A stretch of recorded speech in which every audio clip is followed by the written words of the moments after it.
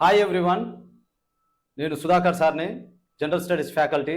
ఈరోజు మనం Telangana art and కల్చర్లో పండుగల గురించి, తెలంగాణ రాష్ట్ర పండుగల గురించి చర్చించుకుందాం. తెలంగాణ పండుగలలో కూడా తెలంగాణ రాష్ట్ర పండుగలుగా గుర్తించిన రెండు పండుగలైన బోనాలు, బతుకమ్మ అయిన బతుకమ్మ పండుగల గురించి, బతుకమ్మ పండుగ దాని యొక్క ప్రాముఖ్యత, బతుకమ్మ పండుగ గురించి డీటెయిల్గా మనం తెలుసుకునే ప్రయత్నం చేద్దాం. ఓకే, లేట్ చేయకుండా వీడియోలోకి వెళ్దాం.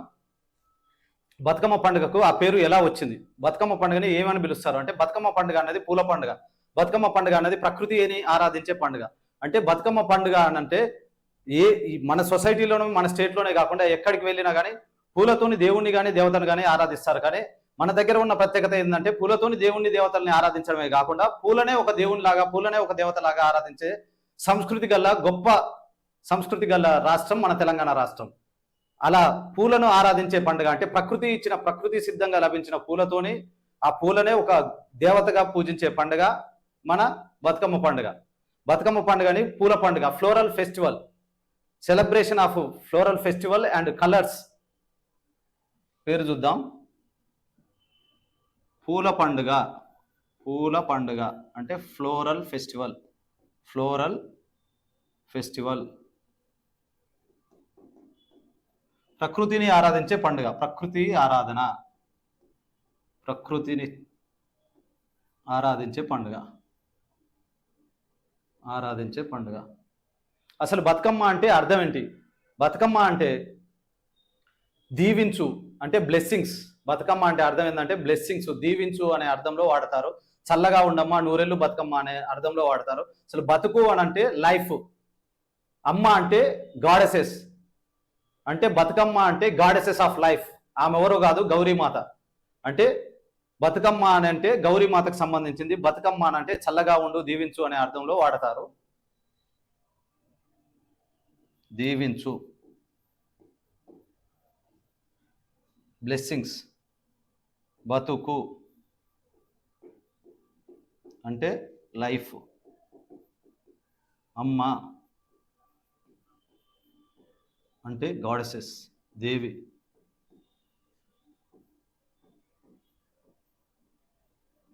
గాడెసెస్. ఓకే, బతుకమ్మని ఎప్పుడు చేసుకుంటారు? బతుకమ్మ పండుగ ఎప్పుడు వస్తుంది? బతుకమ్మ పండుగ బొడ్డెమ్మ పండుగ అయిపోయినా, అంటే బొడ్డెమ్మ పండుగ 7 రోజులు జరిగిన తర్వాత ముగింపు సమయంలో ఈ బతుకమ్మ పండుగ ప్రారంభం అవుతుంది. బొడ్డెమ్మ పండుగ వర్ష ఋతువు ముగింపులో వస్తే బతుకమ్మ పండుగ శరత్ ఋతువు ప్రారంభానికి వస్తుంది. ఈ బతుకమ్మ పండుగ ఎప్పుడు ప్రారంభం అవుతుందంటే భాద్రపద అమావాస్య రోజు. అంటే భాద్రపద అమావాస్య రోజు స్టార్ట్ అయిన ఈ బతుకమ్మ పండుగ మొదటి రోజు 9 రోజులు సాగి అశ్వయుజ మాసం దుర్గాష్టమి, అశ్వయుజ శుద్ధ అష్టమి రోజు ముగుస్తుంది. ఎప్పుడు ప్రారంభం అవుతుంది?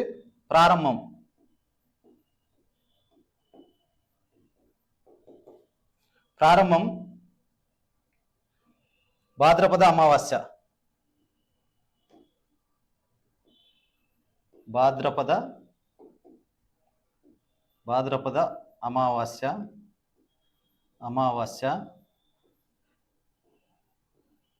పితృ అమావాస్య లేదా పితృ అమావాస్య అంటారు. పితృ అమాస లేదా అమాస. మరియు మహాలయ అమావాస్య, మహాలయ అమావాస్య రోజు జరుపుకుంటారు. ఎప్పుడు ముగుస్తుంది? ముగింపు ఎప్పుడు ఉంటుందనంటే దుర్గాష్టమి నాడు ముగుస్తుంది. అశ్వయుజ మాసంలో, అశ్వయుజ మాసం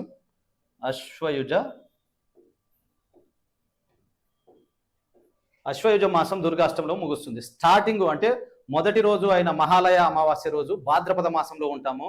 కానీ ముగింపు అంటే 9 రోజులు జరిగేసరికి, అంటే సెకండ్ డే నుంచి, పాడ్యమి నుంచి మనం అశ్వయుజ మాసంలోకి ఎంటర్ అవుతాం.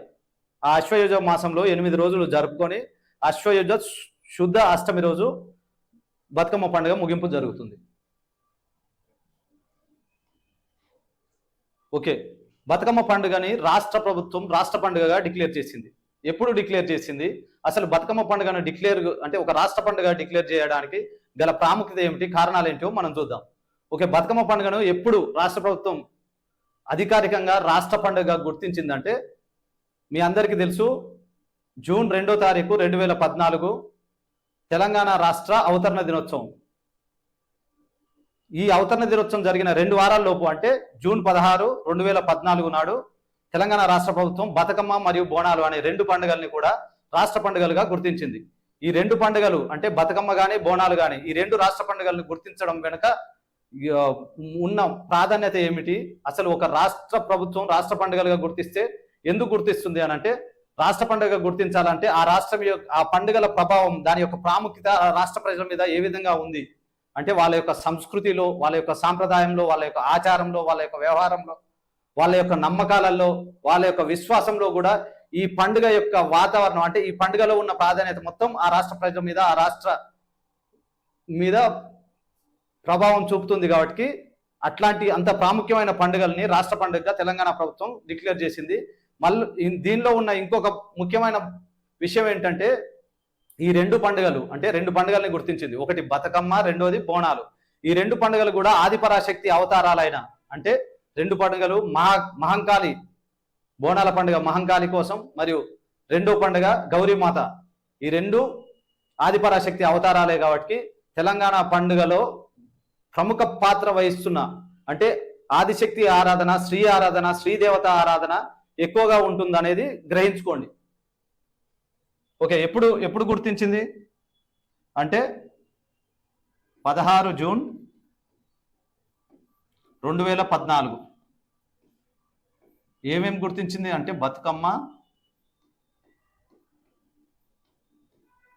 బతుకమ్మ మరియు బోనాలు అనే 2 రాష్ట్ర పండుగల్ని కూడా గుర్తించింది. దీని యొక్క ప్రాముఖ్యత ఏంటంటే, ఈ తెలంగాణ ప్రజల యొక్క సంస్కృతి, సాంప్రదాయాలు, సాంప్రదాయాలు,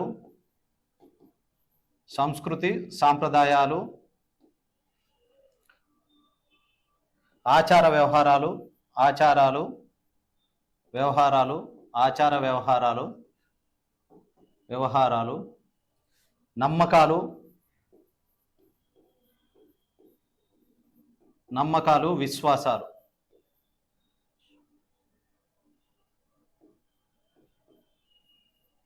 నమ్మకాలు, విశ్వాసాలు. ఇవన్నీ కూడా ప్రముఖ పాత్ర వహించాయి. అంటే తెలంగాణ ప్రజల యొక్క ఈ సంస్కృతి, సాంప్రదాయాలు, ఆచార వ్యవహారాలు, నమ్మకాలు, విశ్వాసాలు ఇవన్నీ కూడా ఈ పండుగలో మనకు ప్రధానంగా కొట్టొచ్చినట్టు కనబడతాయి. అందుకోసమే దీన్ని తెలంగాణ రాష్ట్ర ప్రభుత్వం జూన్ 16, 2014 నాడు రాష్ట్ర పండుగలుగా గుర్తించింది. ఓకే, బతుకమ్మ పండుగ 9 రోజులు జరుగుతుంది అనేది తెలిసిన విషయమే. 9 రోజులు జరుగుతుంది పండుగ. కానీ 9 రోజులు ఏ దేవతను పూజిస్తారు అంటే, డైటీ గాడ్ ఏ దేవుణ్ణి పూజిస్తారు, ఏ పండుగ రోజు ఏ దేవుణ్ణి పూజిస్తారు, ఏ దేవుని పండుగ అనేది ఒకటి ఉంటుంది. అయితే ఈ 9 రోజులు బతుకమ్మ పండుగ సాగే 9 రోజులు కూడా ఏ దేవతను, ఏ దేవుణ్ణి పూజిస్తారు అని అంటే, ఒక్క దేవతను కాదు, 9 రోజులు 3 దేవతల్ని. అంటే మొదటి 3 రోజులు ఒక దేవతని, తర్వాత 3 రోజులు ఇంకో దేవతని, తర్వాత 3 రోజులు ఇంకో దేవతని. అంటే ఫస్ట్ 3 రోజులు గౌరీమాతని, తర్వాత 3 రోజులు లక్ష్మీదేవిని, తర్వాత 3 రోజులు సరస్వతీ దేవిని పూజించడం జరుగుతుంది. గౌరీమాత సౌభాగ్యాన్ని ఇస్తుందని, లక్ష్మీదేవి సంపదను తీసుకొస్తుందని, మరియు సరస్వతీదేవి జ్ఞానాన్ని పెంపొందిస్తుందని నమ్మకం. మొదటి 3 రోజులు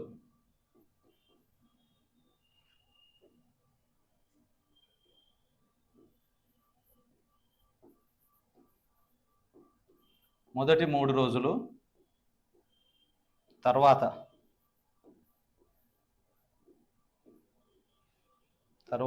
రోజులు,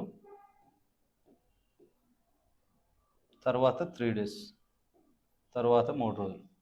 మొదటి 3 రోజులు గౌరీదేవి ఏమిస్తుంది? సౌభాగ్యం. గౌరీదేవి సౌభాగ్యం.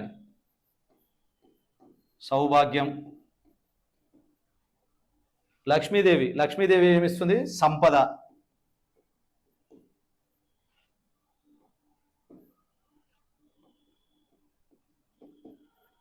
సరస్వతీదేవి జ్ఞానాన్ని. సరస్వతీదేవి ఏమిస్తుంది? జ్ఞానాన్ని ఇస్తుంది.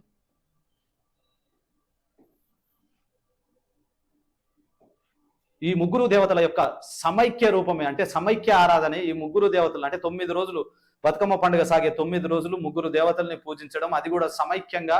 అంటే మొదటి 3 రోజులు గౌరీమాతని, తర్వాత లక్ష్మీదేవిని, తర్వాత సరస్వతిని పూజిస్తారు. అంటే ఈ సమైక్య రూపం ఆదిపరాశక్తి యొక్క రూపాలు. ఈ ముగ్గురు యొక్క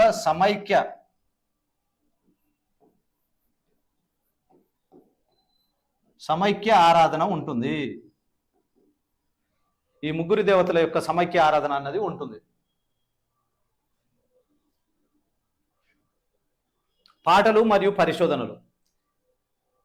బతుకమ్మ పండుగలు ఎక్కువగా మనకు కనపడేది సాంగ్స్, అంటే పాటలు, బతుకమ్మ పాటలు. చాలా రకాలైన వివిధ రకాలైన పాటలు ఉన్నాయి. మరియు ఈ పాటలే కాకుండా బతుకమ్మ పండుగ మీద, బతుకమ్మ పాటల మీద పరిశోధనలు చేసిన వ్యక్తులు కూడా ఉన్నారు. బతుకమ్మ పాటల మీద, బతుకమ్మ పండుగ మీద పరిశోధన చేసింది ఎవరు అన్నది కూడా మనం తెలుసుకుందాం.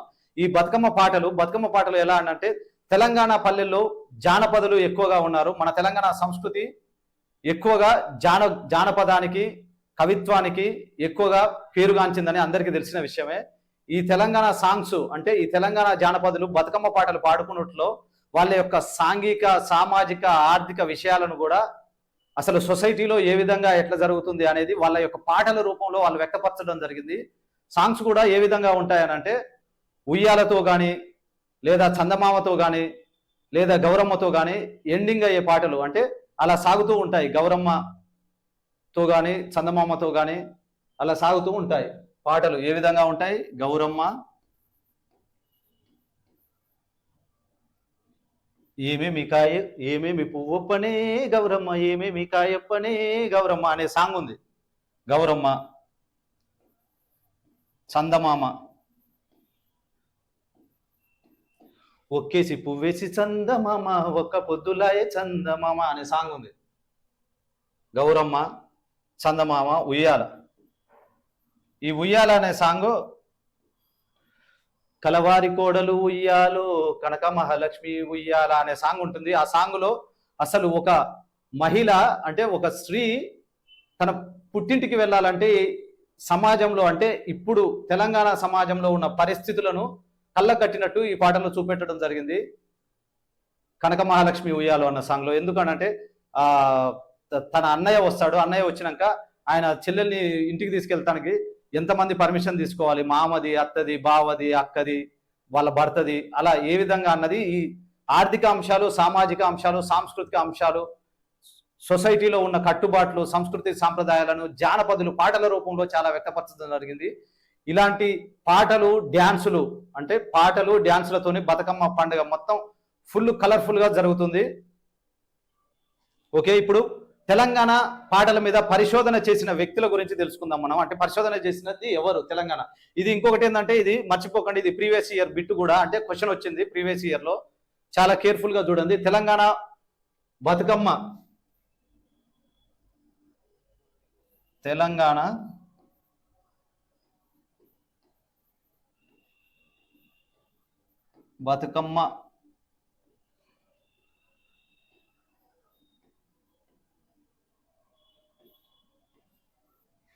బతుకమ్మ పాటల మీద పరిశోధన చేసిన వారు బండారు సుజాత శేఖర్.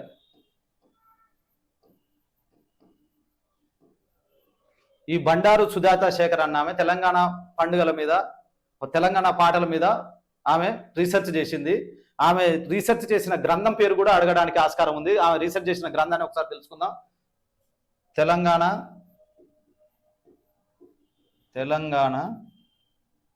బతుకమ్మ పౌరాణిక సామాజిక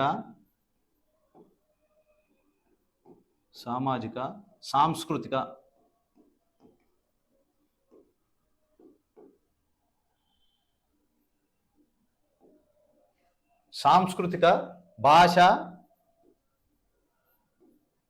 పరిశోధన. ఓకే, తెలంగాణ బతుకమ్మ పాటల మీద పరిశోధన చేసిన వారి పేరు ఏం పేరు అని అంటే బండారు సుజాత శేఖర్ అనేట ఆమె పరిశోధన చేసింది. ఆమె రాసిన గ్రంథం తెలంగాణ బతుకమ్మ పౌరాణిక సామాజిక సాంస్కృతిక భాషా పరిశోధన అనే గ్రంథాన్ని ఆమె తన రీసెర్చ్ చేయడం జరిగింది. మరియు ఇంకా ఆమె రాసిన ఇతర గ్రంథాలను కూడా చూసుకున్నట్లయితే కవితా పుష్పం, జొన్న కంకులు, సౌజన్య శిఖరాలు అనే గ్రంథాలను ఆమె రాయడం జరిగింది. అవి కూడా ఇక్కడ సైడ్కు రాస్తాను, చూసే ప్రయత్నం చేద్దాం. ఆమె రాసిన బండారు సుజాత శేఖర్ గారు రాసింది ఏంటిది?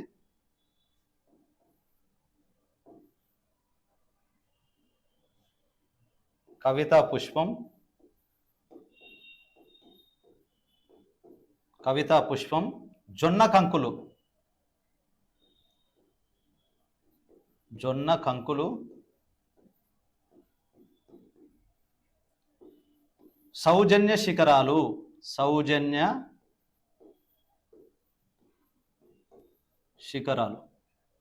ఓకే, ఈ 3 గ్రంథాలను కూడా ఆమె యొక్క ఇతర గ్రంథాలుగా పరిగణించబడుతున్నాయి, తెలుసుకోవాల్సిందిగా అభ్యర్థులు గమనించవలసిందిగా. ఓకే, నెక్స్ట్ చూద్దాం. బతుకమ్మ పండుగ సాగే 9 రోజులు కూడా ఎన్ని రోజులు జరుగుతుంది? ఫస్ట్ డేని ఏమంటారు అంటే 9 రోజులకి 9 పేర్లు పెట్టుకోవడం జరిగింది. ఒక్కొక్క రోజు అంటే మొదటి రోజు బతుకమ్మకు ఒక పేరు, రెండో రోజు బతుకమ్మకు ఒక పేరు, అలా 9 రోజులు సాగే బతుకమ్మ పండుగని 9 పేర్లతో పిలవడం జరుగుతుంది. అలాగే దేవికి అంటే గౌరీమాతకి వాళ్ళ ఇష్టంతోని మా గౌరీమాతకి నైవేద్యం వండి పెట్టి చాలా బాగా బతుకమ్మని సెలబ్రేట్ చేసుకుంటారు. మనం చూద్దాం అసలు ఏమేమి నైవేద్యాలు ఉంటాయి, ఏ రోజు ఏ నైవేద్యం ఉంటుంది, ఎన్ని రోజులు జరుపుకుంటారు అనేది చూద్దాం. 9 రోజులు జరుపుకుంటారు. మొదటి రోజు నేను ఫస్ట్ చెప్తా, తర్వాత రాస్తా. మొదటి రోజు ఎంగిలిపూల బతుకమ్మ. ఎంగిలిపూల బతుకమ్మ అని అంటే భోజనం తర్వాత చేస్తారు, అంటే మనం భోజనం చేసిన తర్వాత, మనం ఎంగిలి పడ్డ తర్వాత బతుకమ్మని ప్రిపేర్ చేస్తాం కాబట్టి, బతుకమ్మను తయారు చేస్తాం కాబట్టి దాన్ని ఎంగిలిపూల బతుకమ్మ అనే పేరు వచ్చింది. ఎంగిలిపూల బతుకమ్మకి ఏం నైవేద్యం వేస్తారని అంటే నువ్వులు, నూకలు. అవి నేను రాస్తాను, తర్వాత మళ్ళీ ఒకసారి చూసుకుందాం. రెండో రోజు అటుకుల బతుకమ్మ, మూడో రోజు ముద్దపప్పు బతుకమ్మ, నాలుగో రోజు నానబియ్యం బతుకమ్మ, ఐదో రోజు అట్ల బతుకమ్మ, ఆరో రోజు మీరు అభ్యర్థులు బాగా గమనించుకోవాలి, ఆరో రోజుని అర్రెం అంటారు. అర్రెం అంటే బతుకమ్మ ఆడరు, ఆ రోజు బతుకమ్మ ఉండదు అన్నట్టు. బతుకమ్మ అలిగిందన్న నానుడి ఉంది, బతుకమ్మ అలిగింది కాబట్టి బతుకమ్మ ఆడరు. ఆరో రోజు నైవేద్యాలు కూడా ఏం ప్రిపేర్ చేయరు. ఏడో రోజు ఏపకాయల బతుకమ్మ, 8వ రోజు వెన్నముద్దల బతుకమ్మ, 9వ రోజు సద్దుల బతుకమ్మ లేదా పెద్ద బతుకమ్మగా సెలబ్రేట్ చేసుకుంటారు. ఈ సద్దుల బతుకమ్మ, పెద్ద బతుకమ్మ చాలా గ్రాండ్ గా చేసి, ఈ సద్దుల బతుకమ్మ ఎప్పుడు వస్తుందని అంటే దసరాకి అంటే దశమికి 2 రోజుల ముందు వస్తుంది. ఈ 2 రోజుల ముందు వచ్చే ఈ సద్దుల బతుకమ్మని తెలంగాణలో చాలా బాగా అంటే ఆటపాటలతో సద్దుల బతుకమ్మని బాగా సెలబ్రేట్ చేసుకొని అప్పుడు చాలా రకాలైన పిండి వంటలు చేసుకుంటారు. నైవేద్యాలు కూడా చాలా బాగా చేసుకొని అందరితో సమాజంతో కలుపుకోలుగా ఉండి చాలా బాగా సెలబ్రేట్ చేసుకునేది 9వ రోజైన సద్దుల బతుకమ్మ. ఇప్పుడు మనం రాసుకుందాం, చూద్దాం. ఎంగిలిపూల బతుకమ్మ ఒకటోది. మొదటి రోజు ఎంగిలి పూల బతుకమ్మ, ఎంగిలి పూలు. రెండో రోజు అటుకుల బతుకమ్మ, అటుకుల బతుకమ్మ. మూడో రోజు ముద్దపప్పు బతుకమ్మ, మూడో రోజు ముద్దపప్పు. నాలుగో రోజు నానబియ్యం, నానబెట్టిన బియ్యం అన్నట్టు. నాలుగో రోజు నానబియ్యం బతుకమ్మ. ఐదో రోజు అట్ల బతుకమ్మ, అట్లు లేదా దోశలు అన్నట్టు, అట్లా అంటే. ఆరో రోజు గమనించుకోవాలి, ఆరో రోజే ఇంపార్టెంట్, ఎందుకంటే ఆరో రోజు ఆల్రెడీ ప్రీవియస్ ఇయర్ క్వశ్చన్ కూడా ఉంది. మీరు మోడల్ క్వశ్చన్స్ చూసినా, ప్రీవియస్ ఇయర్ క్వశ్చన్స్ చూసినా కానీ ఆరో రోజు కొంచెం కేర్ఫుల్ గా చూసుకోవాలి. ఆరో రోజు బతుకమ్మ ఆడరు. ఈ క్రింది వానిలో 9 రోజులు జరిగే పండుగల్లో ఏ రోజున బతుకమ్మ ఆడరు, ఎందుకు ఆడరు, దాన్ని ఏమంటారు అని కూడా అడిగే ఛాయిస్ ఉంది. కాబట్టి అర్రెం అనే దాన్ని గుర్తుంచుకోండి. అర్రెం అంటే బతుకమ్మ ఆడరు, నైవేద్యాన్ని కూడా ప్రిపేర్ చేయరు ఆ రోజు. అర్రెం ఆరో రోజు. ఏడో రోజు వేపకాయల బతుకమ్మ,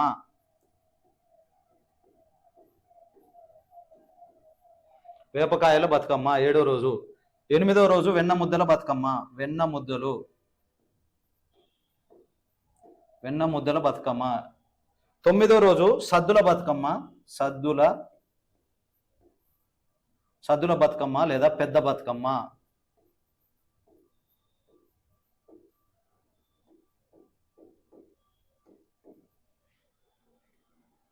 ఓకే అండి, ఇప్పుడు మనం నైవేద్యాలుగా ఏం చేస్తామో చూద్దాం. ఎంగిలిపూల బతుకమ్మకి ఏం లేదు, సాధారణంగా అంటే తెలంగాణ రాష్ట్రంలో తెలంగాణ రైతులు ముఖ్యంగా ఈ బతుకమ్మ పండుగ గ్రామీణ ప్రాంతంలో ఉన్న ప్రకృతి సిద్ధమైన పూలు కానీ ప్రకృతి సిద్ధంగా లభించే ఈ నైవేద్యాలు కూడా ఈ పెద్దగా విశేషం అంటూ ఏముండదు. రెగ్యులర్గా మనకు తెలంగాణ రైతులు అంటే తెలంగాణ వ్యవసాయంలో ఏదైతే ప్రాముఖ్యత సంతరించుకున్నో వాటితోనే అమ్మవారికి నైవేద్యాలు ప్రిపేర్ చేస్తారు. చూద్దాం. ఫస్ట్ది ఏంటంటే నువ్వులు, నూకలు. నువ్వులు, నూకలు.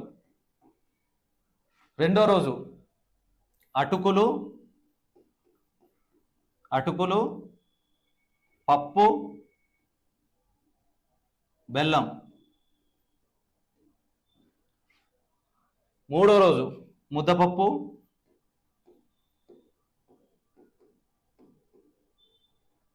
బెల్లం ప్లస్ పాలు.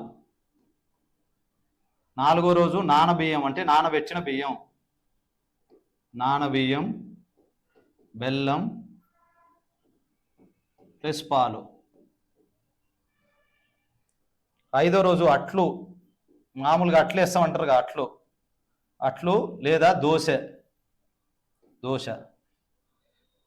ఆరో రోజు అర్రం బతుకమ్మ ఆడారు. ఏడో రోజు వేపకాయలు అంటే బియ్యం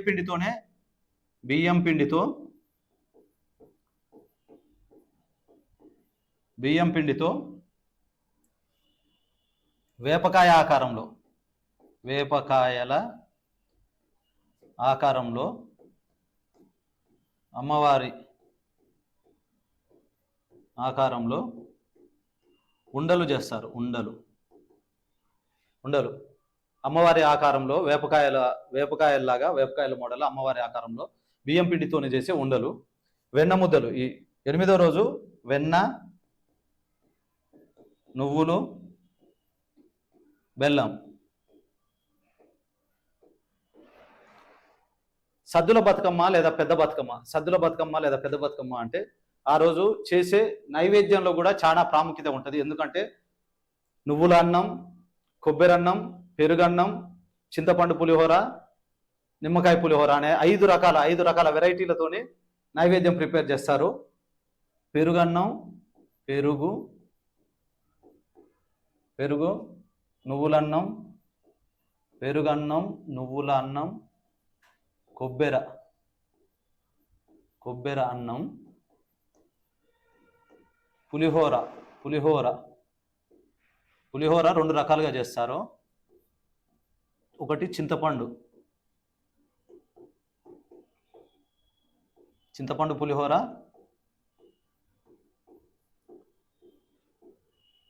నిమ్మకాయ పులిహోర. ఇవి 9 రోజుల పేర్లేంటి, 9 రోజులు నైవేద్యాలేంటి అనేది. బతుకమ్మని అసలు మెయిన్ బతుకమ్మ పండుగ మొత్తంలో బతుకమ్మని తయారు చేసే విధానమే చాలా చాలా ఇంపార్టెంట్. కానీ మనలో ఏంటంటే ఇది ఎక్కువగా అందరం చూస్తాం కానీ అంత నోటీస్ చేయం.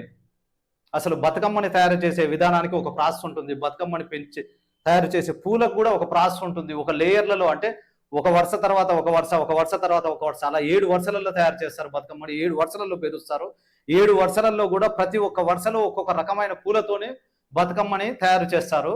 అవి 7 వరుసలు ఏంటి, ఏ పూలను యూజ్ చేస్తారు, పూల ప్రాముఖ్యత ఏంటి, బతుకమ్మని ప్రిపేర్ చేసేటప్పుడు ఎక్కువగా వాడేది పూలు మరియు నీరు.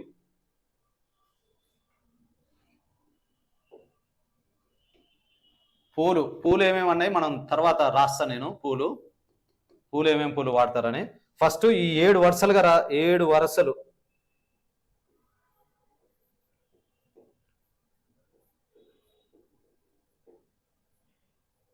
ఈ 7 వరుసలు 7 పూలు అన్నది చూద్దాం. ఫస్ట్ బతుకమ్మని ఎలా ప్రిపేర్ చేస్తారని అంటే, బతుకమ్మని ఒక తాంబాలం తీసుకుంటారు. తాంబాలం తీసుకొని బతుకమ్మలో తెలంగాణలో ప్రకృతి ప్రసాదించిన పూలన్నిటిని తీసుకొచ్చి వాటికి మెడిసినల్ వాల్యూ కూడా ఉంటుంది. అట్లాంటి పూలను తీసుకొచ్చి ఈ బతుకమ్మని తయారు చేస్తారు. పూలతోని వివిధ రకాలైన కలర్ పూలను తీసుకొచ్చి చేస్తారు.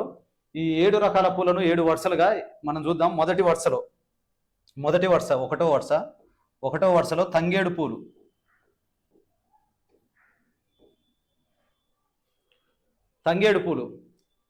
పూలని తెలంగాణ రాష్ట్ర ప్రభుత్వం రాష్ట్ర పుష్పంగా ప్రకటించింది. ఇది ఏంటిది? తంగేడు పువ్వు రాష్ట్ర పుష్పం.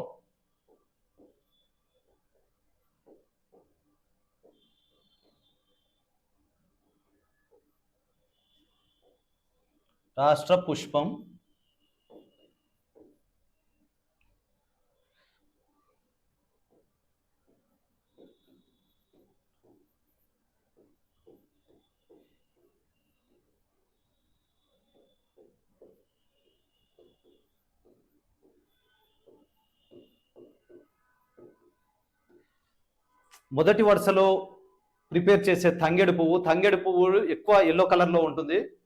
తంగేడు పువ్వు ఆకుపచ్చగా ఎల్లో కలర్లో ఉంటుంది. ఈ తంగేడు పువ్వుని తెలంగాణ ప్రభుత్వం రాష్ట్ర పుష్పంగా తీసుకోవడం జరిగింది. ఈ తంగేడు పువ్వుని సైంటిఫికల్గా ఏమంటారంటే టన్నర్ కాసియా లేదా సెన్నా అరెకుల్లట అంటారు. ఇది సైంటిఫికల్ నేము, ఒకసారి గుర్తుంచుకోండి. తంగేడు పువ్వు తర్వాత గునుగు పూలు, రెండో వరుసలో గునుగు పూలు, రెండో వరుసలో గునుగు పూలు. మూడో వరుసలో సీతమ్మ జడ, నాలుగు శంకుపూలు, ఐదవది టేకు పూలు,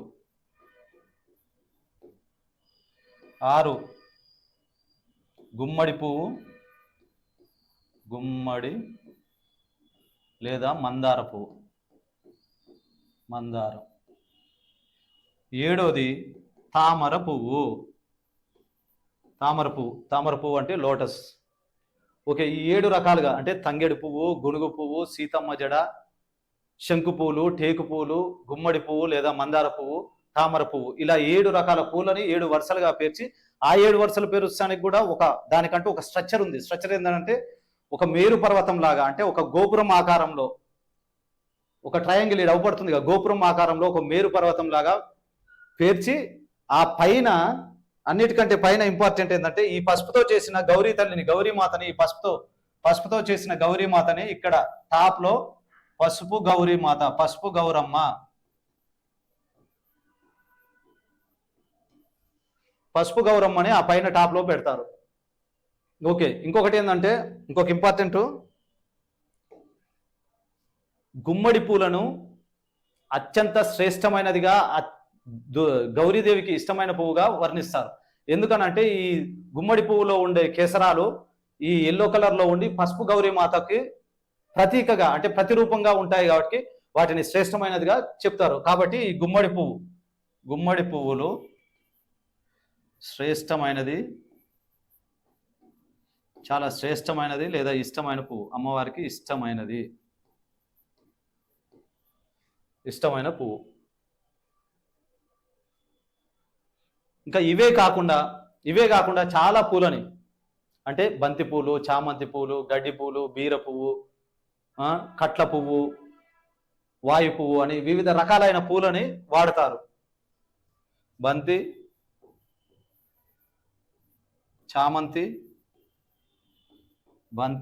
చామంతి, నందివర్ధన, బీర పువ్వు, దోస పువ్వు, గడ్డి పూలు, కట్ల పువ్వు, వాయు పువ్వు. ఇంకా ఈ పూలకి ఎక్కువ ప్రాధాన్యత ఉంటుంది. అంటే బతుకమ్మని ప్రిపేర్ చేయడంలో పూలకి ఎక్కువ ప్రాధాన్యత ఉంటుంది. ఇప్పుడు చెప్పిన ఈ ప్రిపేర్ చేసిన ఈ 7 వరుసల్లో ప్రిపేర్ చేసిన పూలే కాకుండా ఇంకా మిగతా ఈ బంతి కానీ, చామంతి కానీ, నందివర్ధని కానీ, బీర, దోస, గడ్డి, కట్ల, వాయు పూలు, వివిధ రకాలైన పూలతోనే బతుకమ్మని చాలా అందంగా, చాలా అట్రాక్టివ్గా ప్రిపేర్ చేస్తారు.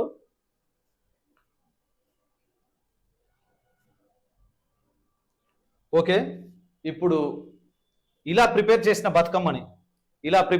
బతుకమ్మని లాస్ట్ రోజు అంటే 9వ రోజు, అశ్వయుజ మాసం 9వ రోజు, అంటే అశ్వయుజ మాసంలో 8వ రోజు, మొత్తం కలిపితే 9వ రోజు. ఆ 9వ రోజు సద్దుల బతుకమ్మ లేదా పెద్ద బతుకమ్మ నాడు ఈ బతుకమ్మల్ని తీసుకుపోయి చెరువుల దగ్గర కానీ, వాగుల దగ్గర కానీ పెట్టి ఆటపాటలతోని సెలబ్రేట్ చేసుకొని అమ్మవారికి పాటలు పాడి, ఆటలు ఆడి ఆమెని ఇక నిమజ్జనం చేసడానికి తీసుకెళ్లే ముందర అందరూ మహిళలు కూడా ఆ పసుపు గౌరమ్మని తమ యొక్క మంగళసూత్రాలకు అద్దుకుంటారు. ఎందుకనంటే వారి యొక్క భర్తల ఆరోగ్యం, ఆయుష్ చాలా బాగా ఉండాలని అలా చేస్తారు. మరియు ఇంకొకటి ఏంటంటే ఈ బతుకమ్మల్ని వాటర్లో అంటే చెరువుల్లో కానీ, వాగుల్లో కానీ నిమజ్జనం చేసేటప్పుడు నిమజ్జనం చేసిన ఈ పళ్ళెం ఉందిగా, ఈ పళ్ళెం తాంబాలెంలో ఈ తాంబాలెంలో ప్రిపేర్ చేస్తారు. ఈ తాంబాలెంలో ప్రిపేర్ చేసినప్పుడు ఈ ఫోటోలో చూపించిన విధంగా మొత్తం పూలతోని 7 వరుసలుగా పూలతోని తయారు చేసి చుట్టూ దీపాలతోని అలంకరించి తర్వాత ఆటపాటలాడి తీసుకెళ్లి నిమజ్జనం చేస్తారు. ఆ నిమజ్జనం చేసిన తర్వాత ఆ పళ్ళెంలో వాటర్ తీసుకొని వస్తారు. నిమజ్జనం చేసిన పళ్ళెంలో తిరిగి వాటర్ తీసుకొని వచ్చి అక్కడ ఉన్న మహిళలు వాయినాలుగా ఇచ్చి పుచ్చుకుంటారు. వాయినాలుగా ఇచ్చినమ్మ వాయనం, పుచ్చుకుంటున్నమ్మ వాయనం అని వాయనాలుగా ఇచ్చి పుచ్చుకుంటారు. మరియు వాళ్ళు ప్రిపేర్ చేసుకొచ్చిన సత్తుపిండి కానీ, సత్తుపిండి మళ్ళీ ఇంకొకటి ఏంటంటే మలిద అంటే ఏంటిది, మలిద ముద్దలు అంటే ఏంటిది అనేది కూడా ఒకసారి తెలుసుకునే ప్రయత్నం చేద్దాం. మలిద ముద్దలు అని అంటే రొట్టె బెల్లంతో తయారు చేసిన, ప్రిపేర్ చేసిన ఒక ఫుడ్ డిషెస్. అది అంటే రొట్టె బెల్లం దాంతో తయారు చేసిన దాన్ని మలిద ముద్దలు అంటారు. ఈ మలిద ముద్దలు కానీ, పెరుగన్నం కానీ, సత్తుపిండి కానీ ఇంటికాంచి తెచ్చిన అన్ని ఇచ్చి పుచ్చుకొని వాళ్ళు ఇచ్చినమ్మ వాయనం, పుచ్చుకుంటున్నమ్మ వాయనం అని వాళ్ళు ఒకరు విష్ చేసుకుంటారు. దాని తర్వాత ఈ గౌరీమాతని నిమజ్జనం చేసి పంపుతారు. ఇప్పుడు మనం చారిత్రక నేపథ్యం అంటే బతుకమ్మ పండుగని సెలబ్రేట్ చేసుకోవడానికి చారిత్రకంగా లేదా సైంటిఫికల్గా అంటే ఎలా నమ్ముతున్నాం, పురాణాల ప్రకారమా ఒక బతుకమ్మ పండుగ ఎలా వచ్చింది అని అంటే చెప్పడం చాలా కష్టం. ఎందుకంటే ఆచరణలో ఉంది, చాలా వందల ఏళ్ల నుంచి కొనసాగుతున్న పండుగ అయినా ఎలా వచ్చింది ఎలా అంటే మనం చూస్తానికి కూడా పురాణ గాథలు ఉన్నాయి, కానీ ఒక సైంటిఫికల్గా ఈ చారిత్రకమైన ఆధారాలు అన్నవి లేవు. కానీ మనం తెలుగు అకాడమీ పుస్తకమైన తెలంగాణ చరిత్ర సంస్కృతి అన్న బుక్లో ఇవ్వడం జరిగింది. అది ఇప్పుడు చూద్దాం. ఇది తెలంగాణ, మీరు చూసినట్లయితే నేను సైడ్ వెళ్తా, ఒకసారి చూడండి. తెలంగాణ తెలుగు అకాడమీలో ఇచ్చిన, తెలుగు అకాడమీ వాళ్ళు తెలంగాణ చరిత్ర సంస్కృతిలో ఇచ్చిన టాపిక్ ఇది. దీని ప్రకారం ఈ చారిత్రక నేపథ్యం ఏంటంటే అసలు బతుకమ్మ పండుగ ఎందుకు సెలబ్రేట్ చేసుకుంటారని అంటే చోళరాజైన రాజరాజు తంజావూరులో బృహదీశ్వరాలయాన్ని నిర్మిస్తాడు. బృహశివలింగాన్ని అక్కడ ప్రతిష్ఠించి బృహదీశ్వరాలయాన్ని నిర్మించాడు. ఈ బృహదీశ్వరాలయం తెలంగాణలోని కరీంనగర్ జిల్లాకు చెందిన వేములవాడ నుంచి తీసుకెళ్లారని, ఓన్లీ ఆ బృహశివలింగాన్ని తీసుకెళ్లినందుకు తెలంగాణ ప్రజలు బాధపడుతూ, మరియు శివుణ్ణి మాత్రమే తీసుకెళ్లారు కానీ పార్వతీమాత ఇక్కడనే ఉంది.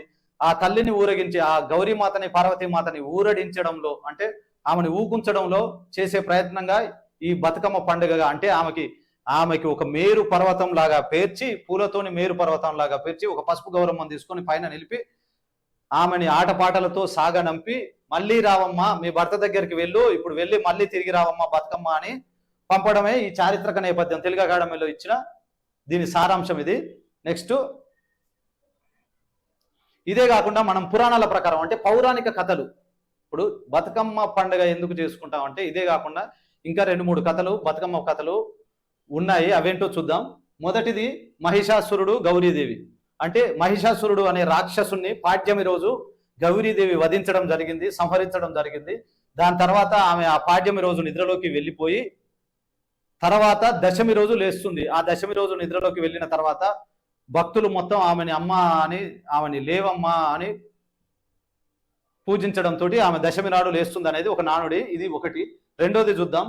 రెండోది ఏంటంటే ధర్మాంగుడు అనే మహారాజు, సత్యవతి ధర్మాంగుడు అనే రాజు వాళ్ళ సత్యవతి అన్నామే ఆయన భార్య, వాళ్ళకి 100 మంది కొడుకులు ఉంటారు. ఈ 100 మంది కొడుకులు కూడా యుద్ధానికి వెళ్ళినప్పుడు 100 మంది యుద్ధంలో చనిపోవడం జరుగుతుంది. అయితే ఈ ధర్మాంగుడు సత్యవతి ఇద్దరు కలిసి మహాతపస్సు చేస్తారు. ఆ మహాతపస్సులో మహాలక్ష్మి ప్రత్యక్షమై మీ తపస్సుకు మెచ్చాం, మీకేం కావాలో కోరుకోండి అని చెప్పినప్పుడు వీళ్ళు ఏమంటారంటే, అమ్మ మాకు 100 మంది కొడుకులు పుట్టారు కానీ చచ్చిపోయారు, ఇప్పుడు మాకు కావాల్సింది ఏంటంటే నువ్వు డైరెక్ట్ మహాలక్ష్మి మా కడుపులో పుట్టాలి, నువ్వు మా కూతురిగా పుట్టమ్మ అనేది తీసుకుంటారు వాగ్దానం. ఆ ప్రకారంగా ఆ మహాలక్ష్మి వాళ్ళ ఇంట్లో పుడుతుంది. ఆమె చిన్నప్పటి నుంచి పెద్ద అయ్యేదాకా కొద్దిగా బాల్యంలో ఆమె చాలా యాక్సిడెంట్లు అంటే చాలా ప్రమాదాల నుంచి బయటపడుతుంది. అలా చాలా ప్రమాదాల నుంచి బయటపడి బతికింది కాబట్టి ఆమెకి బతుకమ్మ అనే పేరు వచ్చింది అనేది ఈ కథ యొక్క ఈ రెండో స్టోరీ యొక్క నానుడి. మూడోది చూసుకుందాం. మూడోది అంటే మీ అందరికీ తెలిసిన విషయమే. అసలు మూడోది ప్రజాపతి దక్షుడు అంటే శివుడి యొక్క మామ, సతీదేవి యొక్క తండ్రి అయిన ప్రజాపతి దక్షుడు. ఆయన ఏం చేస్తాడనంటే, శివుడు సతీదేవిని తీసుకెళ్ళాడు, మ్యారేజ్ చేసుకొని పోయాడు కాబట్టి ఆయన మీద కోపంతో ఆయన ఒక యజ్ఞం చేస్తాడు, ఒక మహాయజ్ఞాన్ని ప్రారంభిస్తాడు. ఆ మహాయజ్ఞానికి అందరూ దేవతల్ని పిలుస్తారు కానీ ఈ శివునికి మాత్రం ఆహ్వానం ఉండదు. శివునికి కానీ సతీదేవికి కానీ ఆహ్వానం అందదు. దాంతో సతీదేవి చాలా ఫీల్ అయిపోయినా కానీ మా నాన్న నుంచి నాకు ఆహ్వానం రాకపోయినా ఏం లే కానీ నేను వెళ్తా అని శివుడిని అడిగితే శివుడు సరే వెళ్ళు అని చెప్తే తన అనుచరులతో వెళ్తే అందరినీ అక్కడనే ఆపేస్తాడు. ఆమె ఒక్కరినే రమ్మంటాడు. ఆమె ఒక్కరినే లోపలికి వచ్చినాక ఆ యజ్ఞం జరిగే సమయంలో సతీదేవి ముంగల తన యొక్క భర్తని చాలా అవమానిస్తాడు. చాలా అవమానాలు జరగడంతో ఆ సతీదేవి ఏం చేస్తుందంటే ఆ అవమానం తట్టుకోలేక వాళ్ళ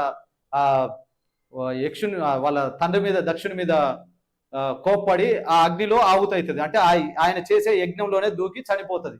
ఆ చనిపోయినప్పుడు ఋషులు కానీ, దేవుళ్ళు కానీ, దేవతలు కానీ అందరూ కూడా మళ్ళీ బతుకమ్మ, మళ్ళీ బతికిరా అమ్మ, సతీదేవి నువ్వు మళ్ళీ బతికిరా అమ్మ అనే అనే దాని నుంచి బతుకమ్మ అనే ఫెస్టివల్ వచ్చింది అన్నది ఇంకొక నానుడి ఉంది. ఓకే, ఇవే అండి, చారిత్రకంగా కాకుండా పౌరాణికంగా జరిగినవి కూడా ఇవే. ఇది బతుకమ్మ గురించి ఫుల్ డీటెయిల్స్. ఇలాంటి క్లాసెస్ మనం రెగ్యులర్ గా తీసుకుంటున్నాం. తెలంగాణ ఆర్ట్ అండ్ కల్చరే కాదు, మిగతా అన్ని కాంపిటీషన్ ఎగ్జామ్స్ టెట్కి కానీ, సిటెట్కి కానీ, డిఎస్సికి కానీ, సైకాలజీ, మిగతా సబ్జెక్ట్స్ పాలిటీ కానీ, హిస్టరీ కానీ, జాగ్రఫీ కానీ అన్ని సబ్జెక్టులు. ఛానల్ సబ్స్క్రైబ్ చేసుకోకపోతే సబ్స్క్రైబ్ చేసుకోండి. పక్కనే ఉన్న బెల్ బటన్ క్లిక్ చేయండి. మేము ఎప్పుడు ఏం చేసినా కానీ నోటిఫికేషన్ అనేది మీకు వస్తుంటుంది.